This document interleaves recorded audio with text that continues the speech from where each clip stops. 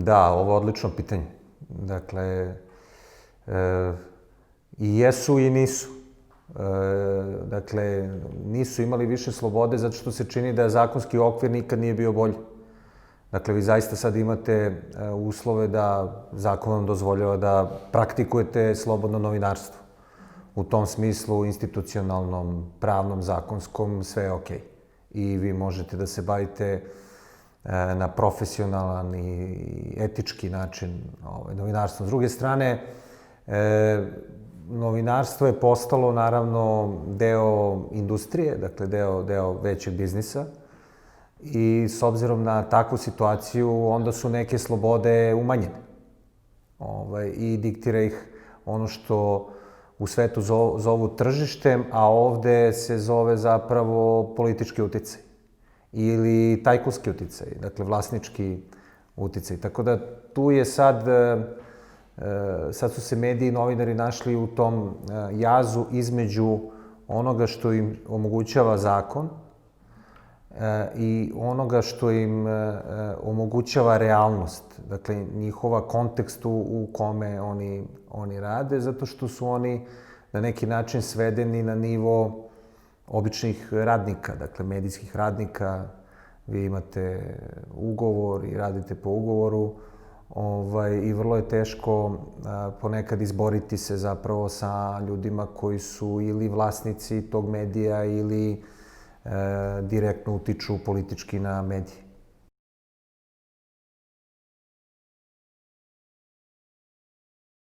Pa nema, u autokratskim režimima nema slobodnih medija.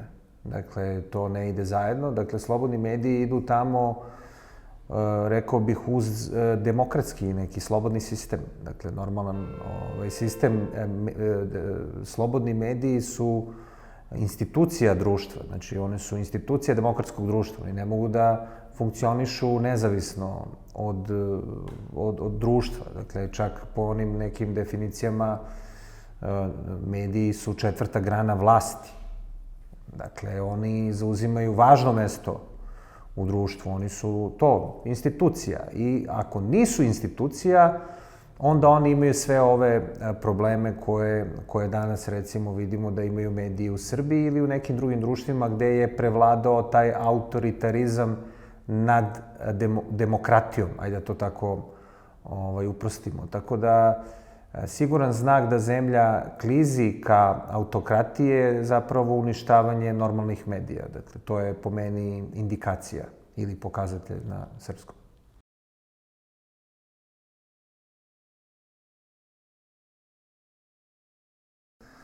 U komunizmu ili socijalizmu, kako ko ga zvali, mediji su imali takozvanu društveno-političku funkciju. Novinare su zvali društveno-političkim radnicima. Taj sistem nije bio sistem razgovora, a nema normalnih medija bez razgovora, nema bez debate. Ako vi imate ograničenja kada su pitanja i vaše slobode istraživanja u pitanju, dakle, vi niste pravi mediji. Dakle, u socijalizmu, komunizmu, mediji su bili strogo kontrolisani i moglo je da se objavi zapravo samo ono što, kako da kažem, bi prošlo cenzuru. Sad ćete me vi pitati šta je to tad bila cenzura i kako je ona postojala. Dakle, pošto su mediji funkcionisali koliko već to, 45 godina, recimo, u tom sistemu. Oni su se vremenom sami naučili, dakle, šta možeš da objaviš, šta ne možeš da objaviš, šta smeš da pitaš, šta ne smeš da pitaš i vrlo retko su zapravo izlazili iz tog okvira. Ja se sećam kada sam pre 20 godina počinio da radim kao novinar, onda su mi ove starije kolege govorile kao da je veština da nešto ljudima napišeš između redova.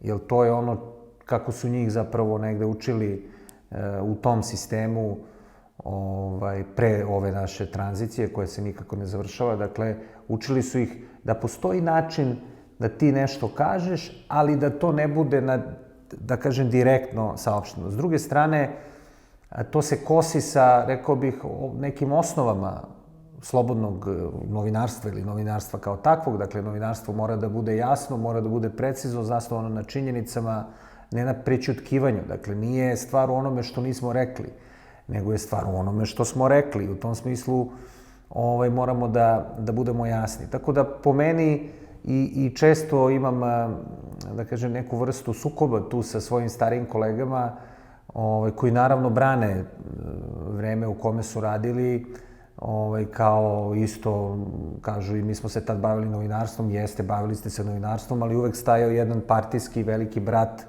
koji je to nadgledao i koji je mogao u jednom danu da vas zbriše. Na kraju dana, nedeljnik u kome sam ja počeo da radim, dakle, vreme je i napravljen tako što su novinari pobegli, otišli, utekli iz takvih medija, jer više nisu hteli da imaju tog velikog brata partijskog, ili, ja kažem, partijski, često su to bili ljudi iz tajne službe i tako dalje, koji bi ih zapravo usmeravali i kontrolisali ono što oni rade i objavljuju. Dakle, u komunizmu, kako da vam kažem, znači, sloboda je bila onolika koliko vam je partija omogućavala. Dakle, to je to. Partija vam je bila iznad zakona. To sad zvuči poznato, jel da? Kako su ono komunisti govorili, kaže, verujem samo u sud svoje partije. Znači, ja sam imao jednu situaciju 2005. godine, bio je u to vreme ministar pravde Zoran Stojković, koji je važio za eminentnog sudiju tamo negde 80. godina prošlog veka.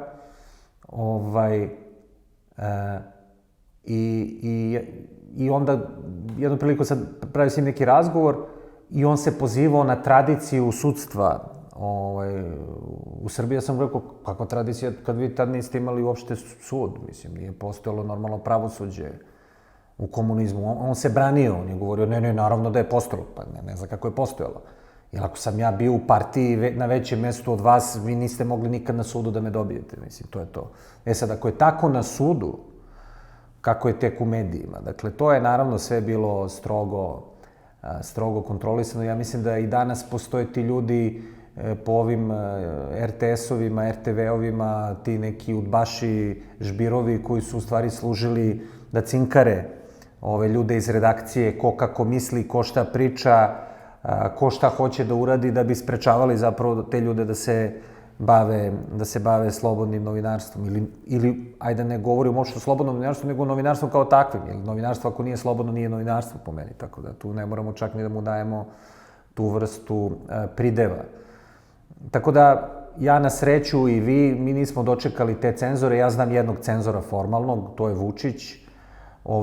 Ne sada, nego 99. godine, u vreme dok je bio ministar informisanja, on je zaista bio cenzor.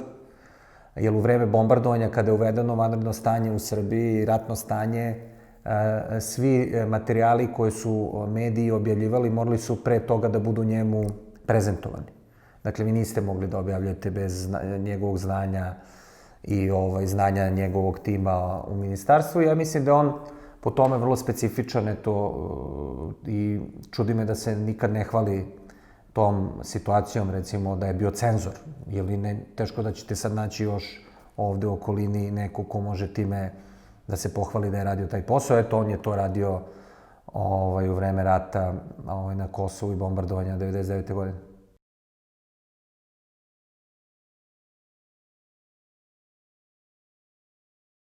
Da, pa dobro, možda tu da kažemo, znači, vi formalno niste imali, znate, to vam je ona priča, dakle, 30 godina tog višepartijskog sistema kao u Srbiji ili 30 godina tranzicije zapravo, što je ogroman period. Dakle, ogroman period. Da smo imali sreće, to bi se mnogo ranije završilo. Dakle, a ne ovako da opet budemo ni tamo ni vamo. Dakle, nismo sigurni da li hoćemo demokratiju ili možda je bolje to bilo sa tom jednom partijom, jednim čovekom, pa kao ajde šta on kaže radimo i da se mnogo ne prepiremo. Pa u tom smislu i mediji koji opet, ponavljam ono što sam rekao na početku, bi morali da budu neka vrsta te četvrte grane. Dakle, imamo pravosuđe, imamo izvršnu vlast, imamo zakonodavnu vlast, imamo medije kao neku vrstu korektiva, su pokušali da se izgrade u tom periodu, dakle od 90. godine na ovamo, i mi smo imali u Srbiji tu situaciju 90-ih, dakle da je postojalo dosta nezavisnih medija. Kad kažemo nezavisni mediji, zašto nezavisni? Oni su imali nezavisnu uređivačku politiku. Dakle, nije im taj cenzor partijski ili iz te ekipe koja je bila na vlasti uređivala program, kao što je to radila na RTS-u, kao što je to radila u dnevnom listu Politika, kao što je to radila u dnevnom listu Politika Ekspres, kao što je to radila u dnevnom listu Večernje novosti, kao što je radila na RTV Vojvodina, kao što je radila na radio televiziji Kosovo i Metohija koja je postojala, dakle kao isto javni servis gde su bile, dakle, vesti vrlo kontrolisane i svi izveštaji praćeni, dakle, na najvišem nivou u smislu da nešto ne promakne. Dakle, postojali su nezavisni mediji koji su radili paralelno sa tim velikim medijima i na neki način to vam je slično ovome što danas imate. Dakle, imate mainstream scenu koja je potpuno kontrolisana i finansijski i uređivački i imate neke nezavisne medije koji žive od novca koji dobijaju sa strane, dakle od donacija i na taj način uspevaju na neki način da održe nezavisnu uređivačku politiku. Jer kad kažemo nezavisni mediji, ja putem to podrazumevam. Dakle, da vi imate mogućnost da urednički kolegijum odlučuje o sadržaju koji se objavljuje. Bilo na televiziji, bilo na internetu, bilo u štampi, bez toga da ga zovu iz nekog kabineta i objašnjavaju mu šta i kako da radi. Formalno, Srbija je, kada je ušla u višestranačje 90. godine, dakle, ona je na neki način postala i slobodna za medije u tom smislu, pa su tako i ti mediji, znači Borba, Naša borba, Vreme, Radio B92, kasnije Radio Indeks, posle se malo i NIN oslobodio i tako dalje. Znači, nastali su prosto novi mediji, na lokalu je bilo puno medija koji su radili, da kažem, na jedan slobodan i nezavisan način. Posle smrti ovog Josipa Broza Tita 80. godine se shvatilo da ova država, tadašnja Jugoslavija, ne može u tom formatu i na taj način da opstaje. 89. godine, evo, ja mislim da je danas taj dan kada je pao zid 9. novembar, kada je pao zid u Berlinu, dakle, to je ubrzalo stvar, znači pad komunizma, pad tog moćnog Sovjetskog saveza je zapravo ljude pokrenuo u drugom pravcu, dakle, oslobodio ih je i oni su počeli da, ja mislim, razmišljaju o tome da je ovde nastupilo vreme da se izađe iz komunizma i da se ide ka tom uređenim društvima zapada, kako se to govorilo, pa samim tim su ljudi počeli da prave nezavisne novine. Dakle, prvo u Borbi, koja je bila, da kažem, društveno vlasništvo, a posle toga i pravljenjem ovih nezavisnog nedeljnika Vreme, pravljenjem kasnije kada su Borbu zatvorili, onda je napravljena Naša borba i tako dalje. Radio B92 koji je bio ovde lokalni gradski radio koji se čuvao bukvalno na teritoriji opštine Stari grad i možda malo na Vračaru. On je isto, kako da kažem, on je nastao iz jedne komunističke organizacije, to je neki omladinski savet tu bio u gradu koji se, kako da kažem, odcepio. Prosto su ljudi krenuli da prave drugačiju vrstu programa, osetili su neki dašak slobode i kasnije kada su bili prvi izbori 90. onda je ovaj Studio B na neki način postao nezavisna stanica koja je pravila te nezavisne vesti. Opet kad kažem nezavisne vesti, u smislu da su imali prave novinare, pravi uređivački kolegijum koji je pravio normalan program. To su bili počeci. Dakle, od svega toga danas vi imate Nedeljnik Vreme i imate Olju Bećković, njen Utisak nedelje, i možemo da kažemo da je Dnevnik danas opet neka vrsta nastavka onoga što je Borba bila još tamo negde s krajem 80. godina. Znači, bila je Borba, pa je bila Naša borba, pa je ugašena i onda 90. koje veše 7. godine danas oformljen. To je to.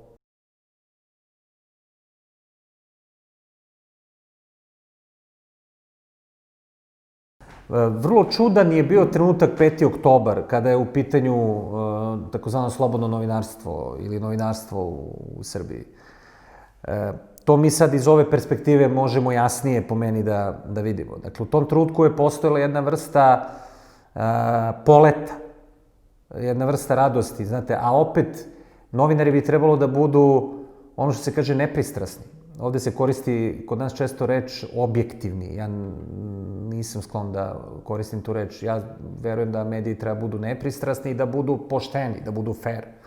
Znači da ti daš svakome šansu legitimnu, ako on legitiman sagovornik, da govori na neku temu.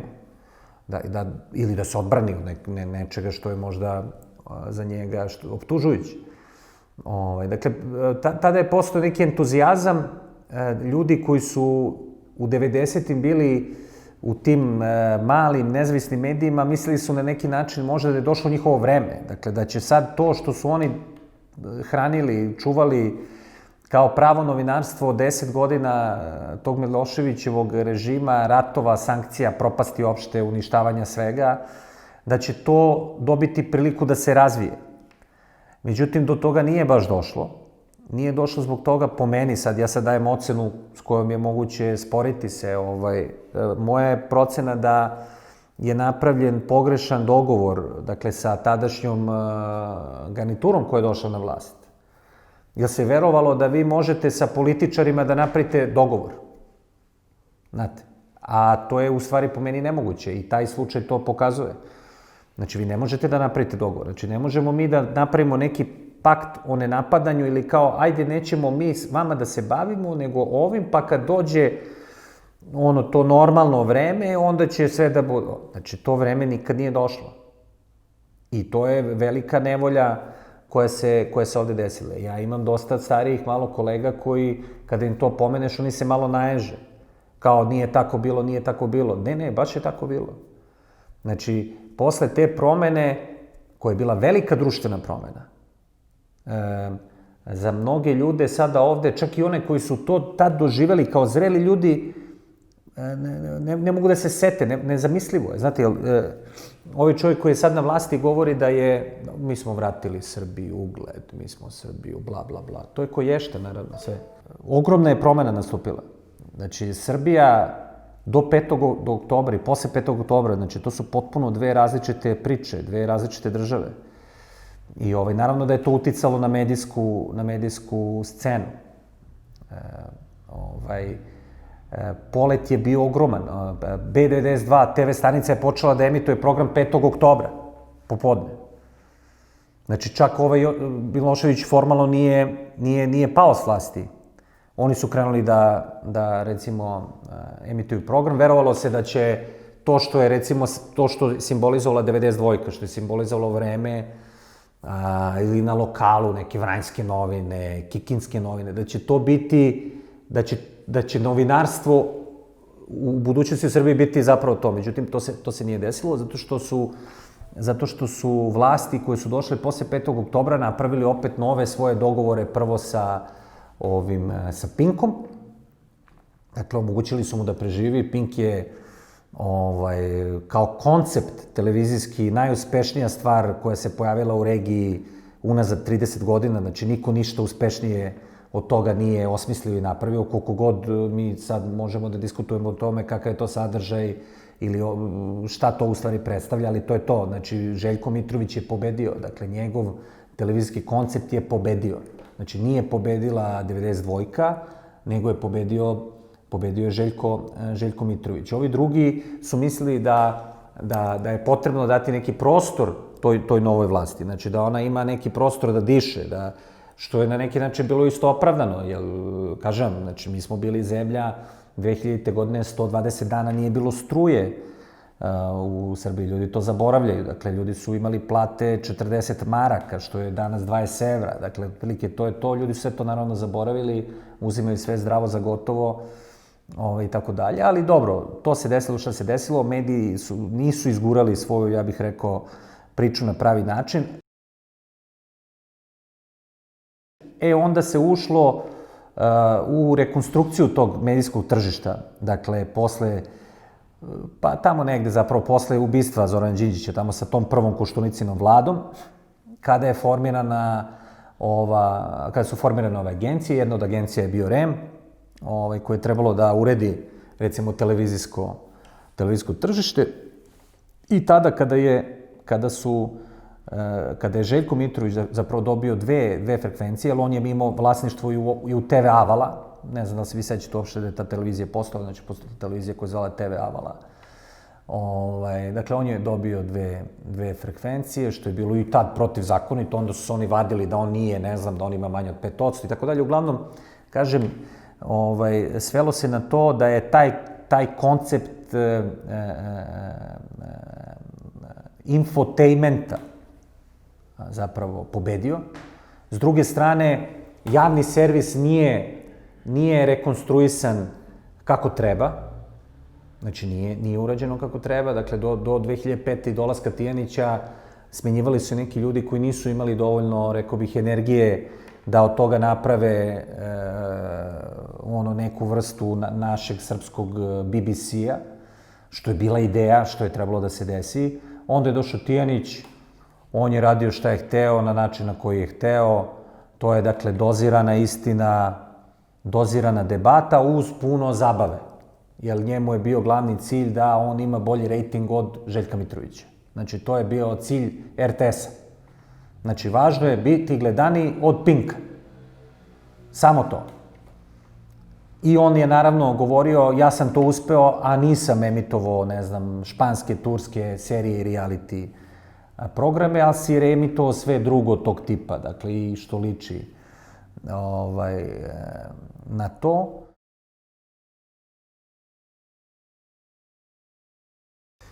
Pa, pritisci su dvojaki. Jedna vrsta pritisaka je ova koja dolazi, recimo, iz vlasti. Znate, nije vam svejedno kada čujete da o vama loše priča vrh vlasti. Ne osetite se dobro. Znate, i to ljude može da zakoči. I može kod njih da izazove neku vrstu autocenzure. Znači, da vi kažete sebi, pa zašto bi se ja ovim bavio, da mene tamo neko proziva na konferencijama za novinare, da prave o meni specijalne emisije, da pričaju o meni u nekim svojim emisijama i tako dalje, da dovode ove majmune iz tabloida, da pričaju o meni, da to gleda moja majka, da to gledaju moje deca i tako dalje. Znate, to je velika stvar, to većina ljudi ne može da podnese. Znači, ljudi kada dobiju negativan komentar na društvenim mrežama, dožive stres. A ne kada vam objave sliku na naslovnoj strani Informera ili nekog drugog tabloida gde kažu da ste nešto ukrali, oteli, da ste uzeli neke pare koje vi niste i tako dalje. Znate, znači, to je jedna užasna stvar. A druga stvar je ono što novinari trpe u svojim redakcijama. A to je bukvalno to. Znaju oni sve što se dešava, znaju ko im pravi headove za vesti, znaju ko ih šalje, gde šta da snimaju, da li smeju da pitaju, sve to znaju i to tolerišu oni sami, dakle oni gaze, znači, svoju profesiju, a to pravdaju time da, eto, pa ja moram neki posao da radim, inače gde bi, šta bi, to je to, gde ću sad, a ima neki koji kažu, ćuti, bolje ja, znaš da sam ja u redu, pa ovi nekad kad odu, bar smo sačuvali to nešto kao zdravo jezgro, pa će to da bude sutra, ima da procvete i bit će super. Sve to naravno koješta. Po meni, ako ne možete da trpite pritisak, ne treba se baviti novinarstvom. Znate, znači, ja sam imao dosta prilike poslednjih godina da govorim raznim sad i studentima i grupama i drugim novinarima i i uvijek sam to govorio. Znate, ja imam isto kolege koji ovaj me je zvao. Pa šta ako te zvao? Skoro sam imao situaciju s jednim kolegom koji je posle priloga došao vrlo uzrujan. Mene je zvao onaj tip kog smo snimali. Dobro, i? On nije zadovoljan. Rekao, odlično, čim nije zadovoljan, znači da si dobro si uradio posao, znaš. Ali zašto on mene zove? Pa dobro, mislim, zove te, nemoj da mu se javiš ili ga blokira. Ili mu se javi, pitaj ga šta hoće. Šta hoću da kažem? Novinarstvo i novinari su isto, takva je profesija. Znači, mi smo dosadni ljudi. Mi svima dosađujemo. Mi sve ljude idemo, zovemo, pitamo, jurimo. Znate, znači, Mi to radimo. Moramo da budemo spremni da i podnesemo određenu dozu pritiska. Oni koji ne mogu da je podnesu, oni potpadaju prvo pod autocenzuru, jer su prosto inteligentni, jasno je šta sad, gde su limiti, vidiš ti šta tvoj urednik, kako on razmišlja, šta gleda, vidiš kakav je program, jasno ti ako imaš malo pameti šta možeš, šta ne možeš da uradiš. A ako to slučajno neko ne vidi, ne radi, uvek kažem, a posteriori javit će se neko iz kabineta nekog ili iz neke vlade da kaže ovima koji su tamo da to prosto ne ide, da to tako ne može i da se sa tim treba da prestane, znate. Ali ja recimo mislim, na primjer, kada je reč o javnom servisu, da oni, pošto se često govori savjetnica predsjednika, ona pravi vesti i tako dalje, ja recimo mislim da to uopšte nije slučaj. Zato što su oni toliko dobro istrenirani, da ona ne mora, ili on, ne mora niko da ih zove. Znači, oni će sami da naprave kako treba, a onda će se sami javiti da pitaju da li je to u redu. Što je, rekao bih, tek smejurija posebne vrste, ali to su ljudi sebi dozvolili. Dakle, oni su dozvolili da se tako ponašaju, to je njihov izbor. Ja se samo nadam, zato što još uvijek verujem da je moguće ovde imati normalno novinarstvo, da ti ljudi neće u nekom periodu pred nama biti na nekom važnom mestu u nekim medijskim kućama, ali i to je pitanje. Dakle, promeni se politika, oni koji su danas bili za ove prebace se na drugu stranu, znate, političari uvek vole da imaju poslušne medije i ponekad ti ljudi koji nam danas izgledaju najlošije prvi sutra ispadnu najbolji i tako dalje. Videli ste recimo možda sad ovaj slučaj sa New York Postom koji je toliko slavodobitno pisao Trumpu proteklih godina, 2 dana posle izbora napisali su, hvala Bogu da smo te se otarasili, da te više ne gledamo na naslovnoj strani i tako dalje. Znači, već se sami nude, tu smo, šta treba, javite se.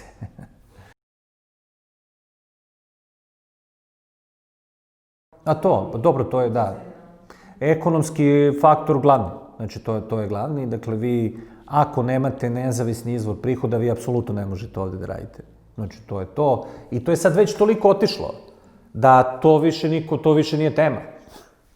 Znate, to što recimo vi imate novine u kojima oglašivači ne smeju da se oglase. To je sad kao ono što kažu novo normalno, kao pa dobro, to svi znamo, kao nećemo valjda o tome da raspravljamo. Da, o tome treba da raspravljamo. Znači, zbog čega nećete da se oglašavate u tim novinama? Kako možda se oglašavate tamo gde neko objavljuje laži, a ne možete vam, pa moramo, zato što su nam ovi sa vlasti rekli da to radimo, ako ne radimo, nećemo moći da radimo naš biznis ovde u Srbiji. Tako da je to, kako da kažem, to je 1/1 i tako je i scena podeljena.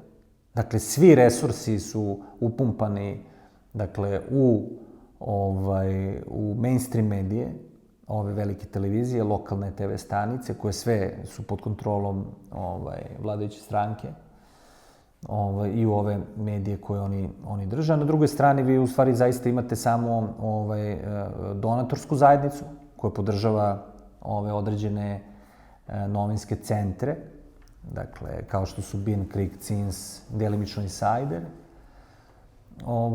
Južne vesti, par lokalnih portala. I imate United Mediju koja, eto, daje još uvek neki novac, ulaže u pravljenje nekog programa koji je za sad nezavisan. Dakle, nema tu vrstu, da kažem, uticaja, vlasnici nemaju uticaja na pravljenje sadržaja. Pa ćemo vidjeti dok će to da traje. Ali u tom smislu, kažem, situacija je užasna. Znači, užasna. To je, ne znam što bih ja to ovde uporedio, kao što isto tako znamo da država izdvaja dosta novca sama godišnje kroz ovo projektno finansiranje i gro tog novca opet ide u ove medije koji su inače dotirani od javnih preduzeća, direktno vlasti i tako dalje. Tako da to je to. Mislim, ekonomski kažem, kada bi se povukla donatorska zajednica, kada bi United Media rekla da više neće da finansira pravljanje informativnog programa, mi ovde više ne bismo imali ni jedan medij koji govori nešto drugo od ovoga što gledamo na ovim glavnim TV stanicama.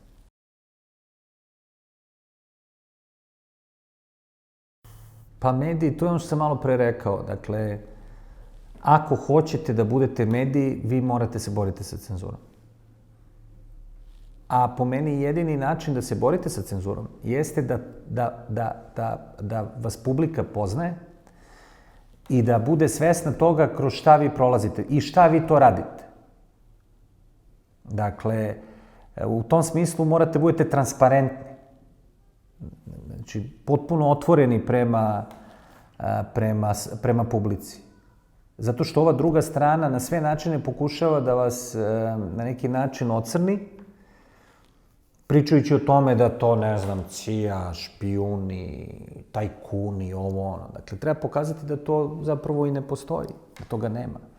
Ovo je način na koji se mi finansiramo, što, mislim, inače država zna, inače bi nas sve pohapsila, pozatvarala i tako dalje, da postoji bilo kakav finansijski prekršaj. To je po meni jedini način. A publika, nikad ne znate s publikom. Dakle, publika bira ono što joj prija. Ljudi su ovde zatrpani različitim sadržajem.